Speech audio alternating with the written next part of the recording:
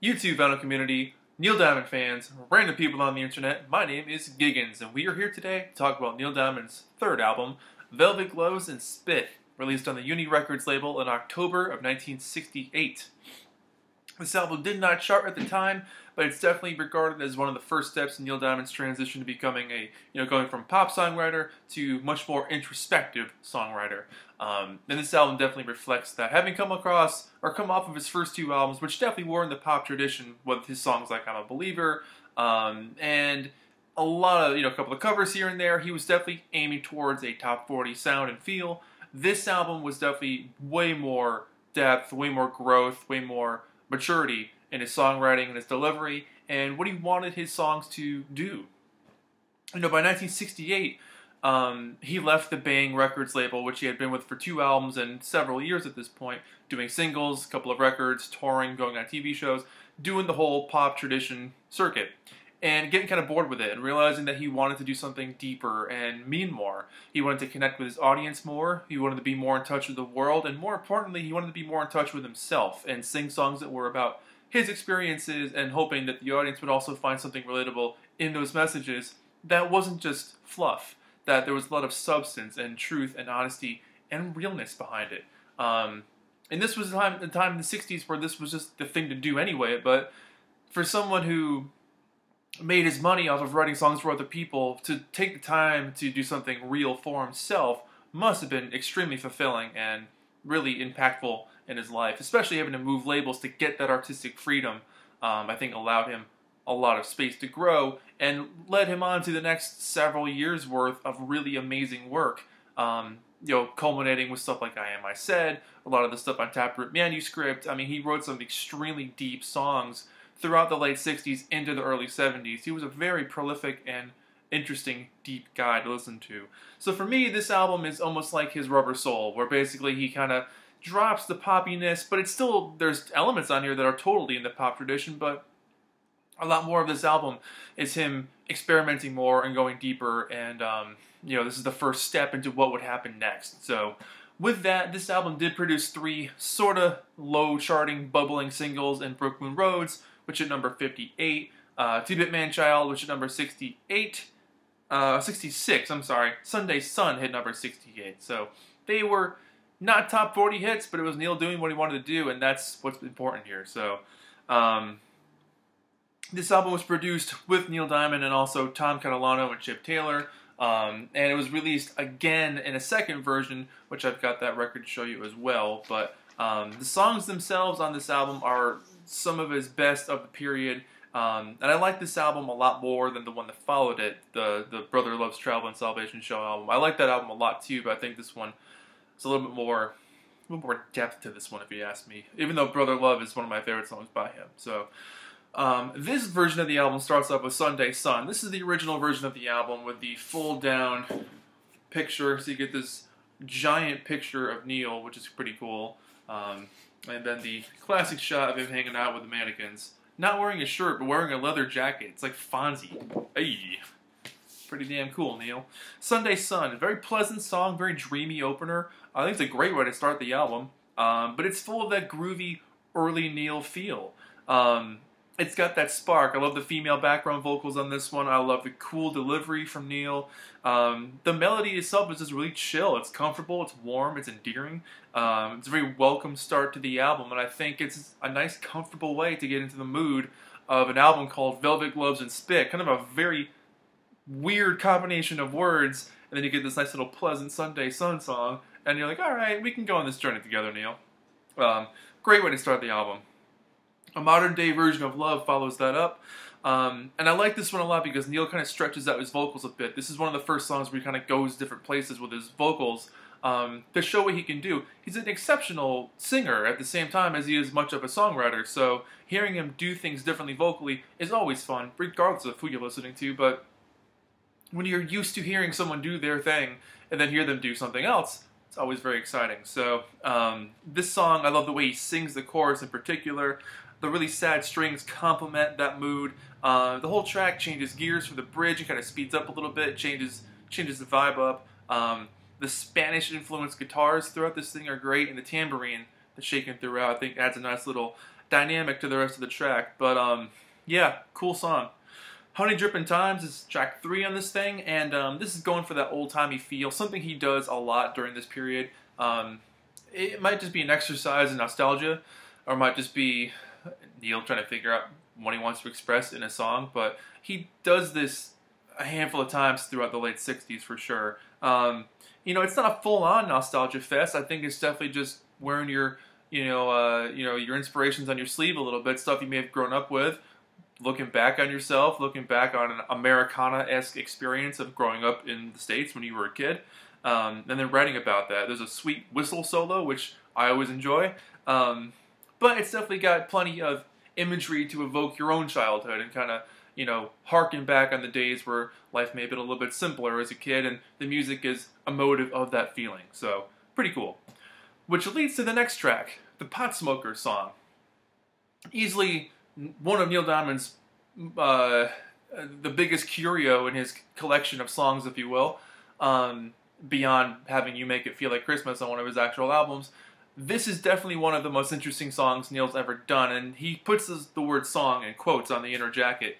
The Phoenix House, New York City rehab clinic is where they interviewed ex-addicts or kids who were still going through addictions to drugs. Neil wraps this song up with this little happy chorus of pot, pot, give me some pot, be what you are, be what you're not, hi, hi, wanna get high. This whole thing about like, yeah, pot's a lot of fun. And then they talk to these other people who maybe started with pot and then got into heroin or meth or speed or amphetamines or whatever the deal may be, seeing how awful their lives went after that. So, very dynamic track because you got this juxtaposition between a super happy chorus and then these really truly harrowing stories of these kids, teenagers, maybe early 20s,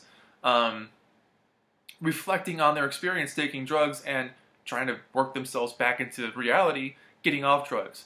And how awful that transition is, and sometimes doesn't always happen the way you want it to, sometimes it does, but this is definitely a PSA, for sure, anti-drug song, and Neil even went on years later to say that he learned afterwards how bad other drugs were. It wasn't just pot, pot really wasn't that big of a deal, because even he himself was smoking pot, as everyone was in the 60s and 70s, and realizing that he probably could have sang something about something a little heavier, but, it gets the point across. It basically says, don't do drugs, bad things can happen.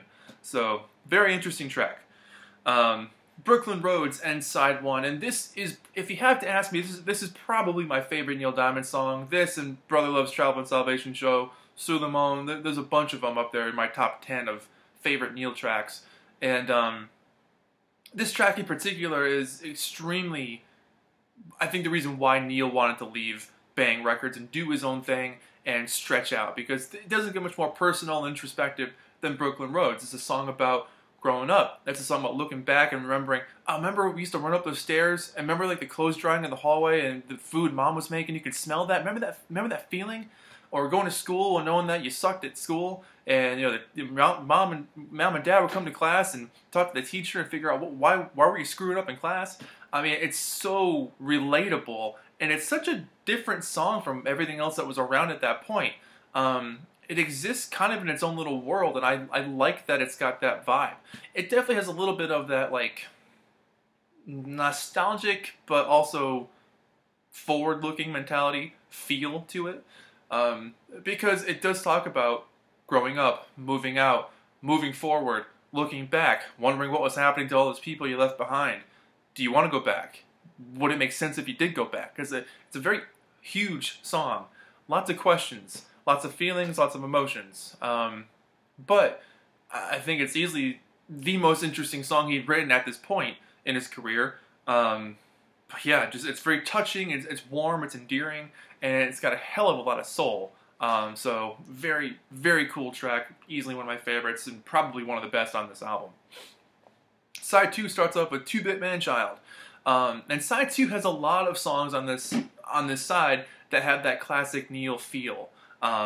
So you get a guitar riff that's reminiscent of Cherry Cherry, and percussion-wise is also similar to that too. Lots of ride cymbal bell work. And lots of ad-libbing from Neil, doing the hit, hit kind of stuff, which I think is a lot of fun. You can tell they were having a good time recording this one. It's very fun, it's upbeat, it's energetic, really dynamic, and I think the excitement just pervades this whole head bobbing element that they create with this track. A lot of fun. Holiday Inn Blues is the next track on this thing, and this is exactly what you'd think it was, life on the road. So it's literally Neil talking about being with the guys on the road, going to gigs, getting screwed over, maybe the hotel doesn't have enough rooms for them, they gotta get up on stage, they gotta do their show, they gotta get out of the show.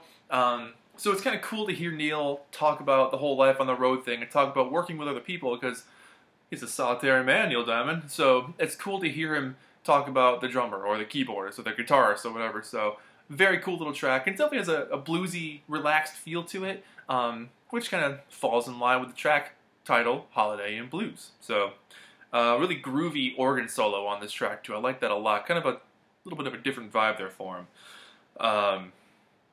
Practically Newborn has a lot of the same elements as 2-Bit Man-Child. It's got that sort of Cherry-esque-ness to it as well, but Neil works so well in that tradition, and that's what he had been used to writing at that point. But he takes those pop elements and then throws just enough curveballs in it to make it new and fresh at the same time.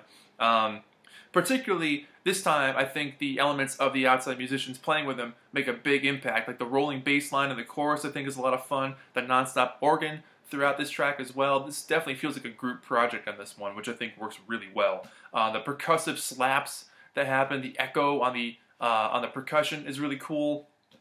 But Neil sings this really confidently, and it just works. It just works so well in that whole feel of Neil, if you will, to quote one of his earlier albums.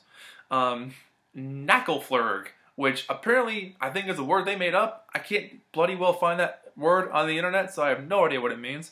But this harkens back on Honey Drippin' Times from side 1. It's got more of that old-timey Americana nostalgia fest kind of feel. Not a bad song at all. It's definitely lightweight, and I think it adds a nice little element of, you know, shaking it up on side 2 a little bit, so not every song sounds the same, which I think is a good placement for it as well. Sequencing this album, I think, is perfect. It's done very well, sequenced very well.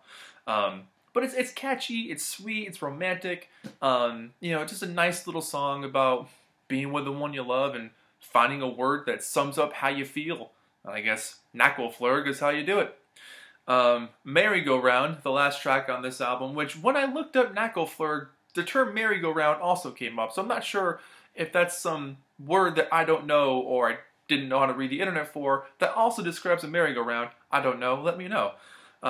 Merry-Go-Round for me is a great way to end the LP. Taking the elements of all the pop tracks he'd done at this point and then smashing them all into one makes for one of the most effective and fun tracks he had recorded at this point. It's one of my favorites on the album. It's a super upbeat rocker, complete with a tambourine that never stops, that big bright brass section, the female background vocals. It literally has all the exciting elements that make up a classic 60s Neil Diamond track, all wrapped up in one, and it's almost like he's saying goodbye to this. I'm getting off the merry-go-round. This is my last go-around with this kind of feel. The next album I do will sound nothing like this, and it's kind of what happened. So I'm not sure if that was deliberate, but it gives off the impression that it was anyway. So this is the inside of the album. I'll show you again. It's the old Digipack style. I don't know why record companies thought this was a good idea. These things fall apart so fast, and they never stay together. But you got the song titles there with some credits. And I'll show you the inside of the jacket. I love this label, the old Uni label. Named after Universal, which was owned by MCA. So, very cool. Dig that a lot. And then in 1970, it was reissued with the song Shiloh on it. So, Shiloh was a song it's an older song that he had hanging around, basically. That was on the original Just For You album. He wanted to be a single. The record company said, we don't think it's that good enough for a single, so they threw it on the album instead. And once he left the Bang Records label and went to Uni, Bang was like, well, let's just put this song out in 1969 as a single because Neil's getting like famous with a different label. It might do well. And it did. It was a top 25 hit, and it was kind of hurting his current single sales on his new record label with Uni at the time. So to get back at that, Neil went back to the studio, re-recorded Shiloh, and ended up putting it out on the re-release of Velvet Gloves and Spit, which is this one right here. Let me get it out of the plastic sleeve here. This is a much later issue copy of the album. This must be from like the mid to late 70s. It's got the Platinum Plus stamp on the top, which was a thing MCA did a lot at that time, saying like, hey, this album's sold a lot. We think you like it too, so we'll slap a little sticker on it. But, you know, the original MCA inner sleeve with the brown MCA label. So this has to be around like 74, 75 maybe. 77. 1977. So this is an original 1970, but it's the exact same thing that would have come out back then. They did rearrange the songs a little bit, so this one opens with 2-Bit Man-Child instead of Sunday Sun, and they threw Sunday Sun on side 2, and opens up side 2 with Shiloh, the new re-recording of it. So beyond that, most of it's still the same. They kept the original credit information about the Phoenix House. They kept the original little blurb that he wrote, you know, and half of her was Velvet Gloves, the other half being Spit. That's on the inside of the original album. So kind of cool. I mean, they kind of went with a crummy picture of him. Well, actually, from back here, it looks like a nice little picture, but up close, it's all grainy and lots of grainy going on there. So, you get it. Anyway, I love this album. This is one of my favorite Neil Diamond albums, hands down. This era of him, you know, 1965 to 1976, that late 60s, early 70s era, some of the best stuff he ever did. And he's got some great stuff after that as well, but I tend to go towards the late 60s, early 70s Neil for, mid to late 60s and early 70s Neil for my Neil Diamond fix. But yeah, I'd give this thing an 8 or 9 out of 10. I think it's fantastic. It could benefit from maybe like one more song. I mean, it's kind of a short album. It's like not even a half hour long. But beyond that, I think it's great. I think the maturity of the lyrics, I think the presentation of the songs themselves lend themselves to Neil wanting to grow more as an artist and being able to do that on this album. And I think it also speaks well of the record label that this thing didn't even chart, and he was still allowed to make more music after that. So, you know, the resulting albums after this ended up with Brother Love's Travel and Salvation Show, Sweet Caroline, and then from there, things just took off. In the early 70s, he became one of the biggest stars in the world. So, that's it. I'm giving this thing an 8 or 9 out of 10. I think it's a great album. Definitely worth checking out. If you're unfamiliar with Neil Diamond's stuff and you only know him from I'm a Believer or America or whatever the case may be, try some of this stuff because you'll see how deep and introspective and soulful this guy was. Especially by the time you get to Stones or Taproot Manuscript. A lot of that stuff is very, very about personal stuff and growing up and figuring out your place in the world and delivering that message in a very mature and eloquent and sophisticated way. So I have a lot to say about Neil Diamond. I think he's absolutely fantastic, but I'll leave it at that. So my name is Giggens. This has been Neil Diamond, Velvet Gloves and Spit, 8 or 9 out of 10, and thank you guys so much for watching. I'll see you guys in the next video. Bye-bye.